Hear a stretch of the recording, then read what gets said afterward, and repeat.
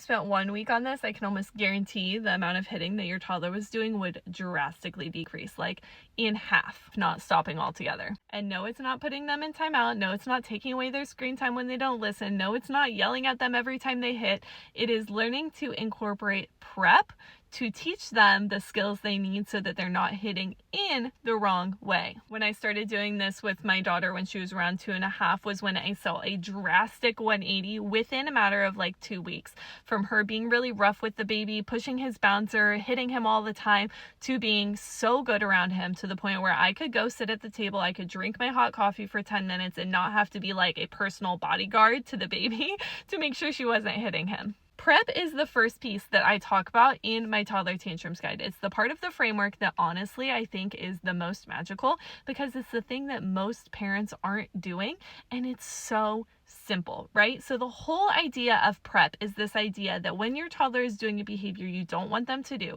they need a skill, they need a yes, they need a new way to express those emotions to not do that behavior, right? So with hitting, what else do they need to learn? What else do they need to be taught so that hitting the baby is not their natural reaction? With my daughter, when she was in that hitting phase, it was really a matter of me getting curious and being like, okay, she's hitting the baby every day. What is going on here? Because just sitting her on the couch or yelling at her every time she gets close to the baby obviously is not working. Like, she needs to learn something else. My guide in the prep section, I break it down kind of into 3 categories that you get super in-depth details and examples and scripts and scenarios for. But I asked myself that question and I stopped focusing so much on just discipline and setting boundaries around the hitting, and instead giving her alternatives, right? Teaching her other things to do with her body when she had a lot of energy, teaching her how to manage her frustration, teaching her like other places she could hit. You can't hit your brother, but you can whack this pillow as much as you want.